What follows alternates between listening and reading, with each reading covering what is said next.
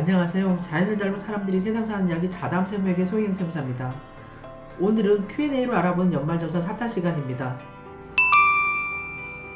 첫 번째 사례를 보시면은 청약저축을 중도 해지하는 경우에도 공제를 받을 수 있나요? 본 질에 대한 답변을 보시면은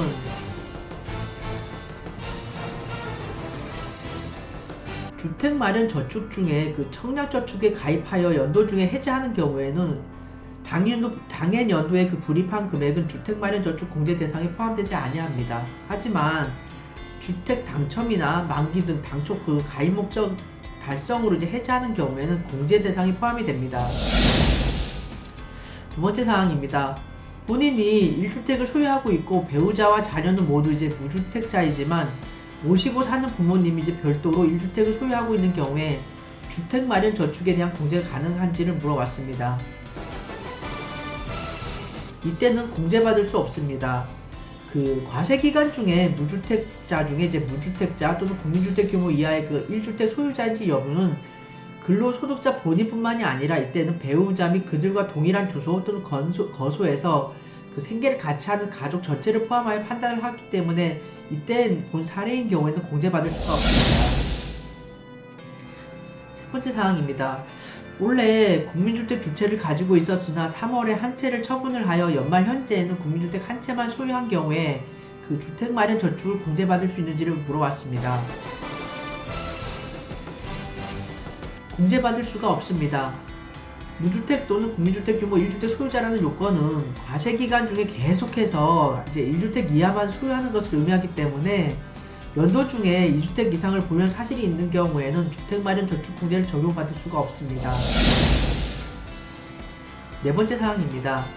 국민주택 규모를 초과하는 주택을 형님과 공동으로 소유하고 있고 이 주택이 본인 세대의 유일한 주택인 경우에 이제 주택마련저축 공제가 가능한지를 물어봤는데요. 국민주택 규모를 초과하는 주택을 공동으로 소유하는 경우에도 주택마련저축 공제를 받을 수가 없습니다. 다섯 번째 사항입니다. 주택마련저축 공제 적용 시에 그 공동 소유하고 있는 상속주택을 주택수로 세는지요? 라고 해서 이제 물어봤는데요.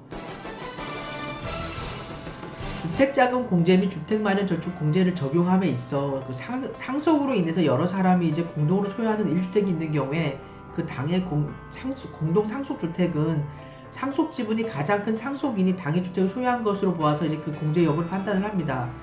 이때에 상속 지분이 가장 큰 상속인이 2명 이상인 경우에는 이제 첫 번째 당해 주택에 거주하는 자, 두 번째 호주 승계인, 세 번째 최연장자의 순서에 따릅니다.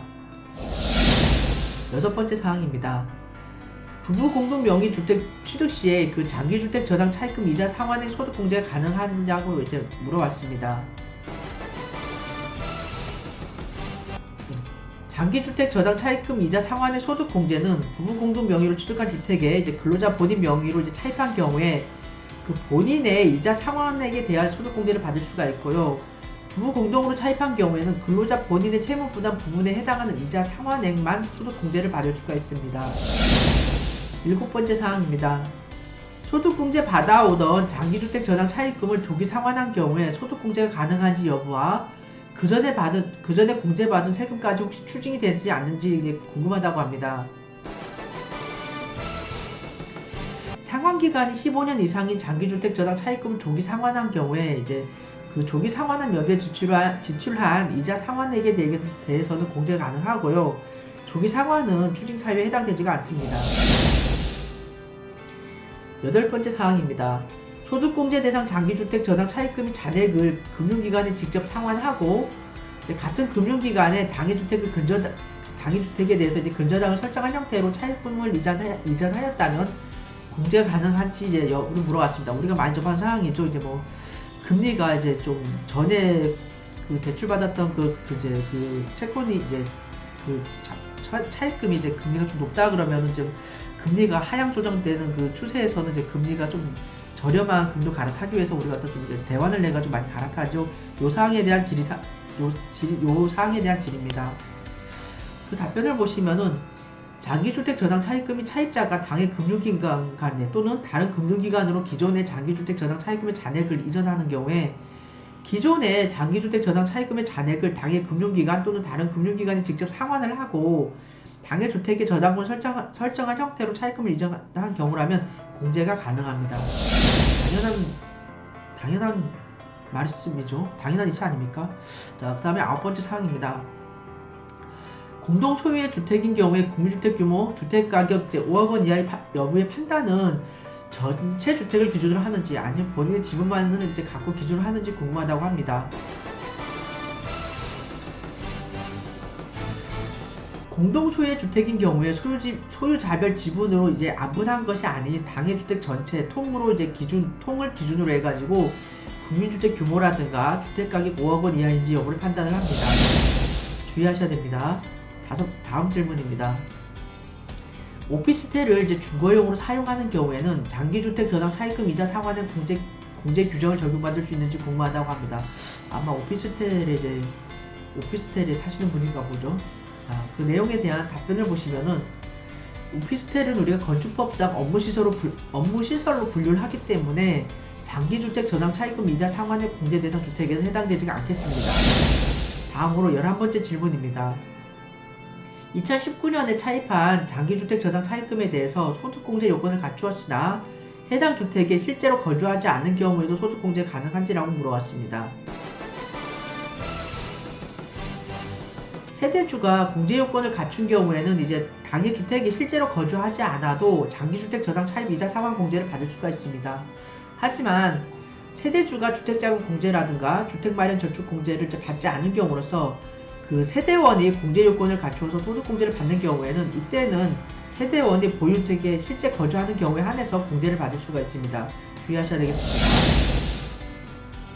다음으로 12번째 마지막 질문입니다.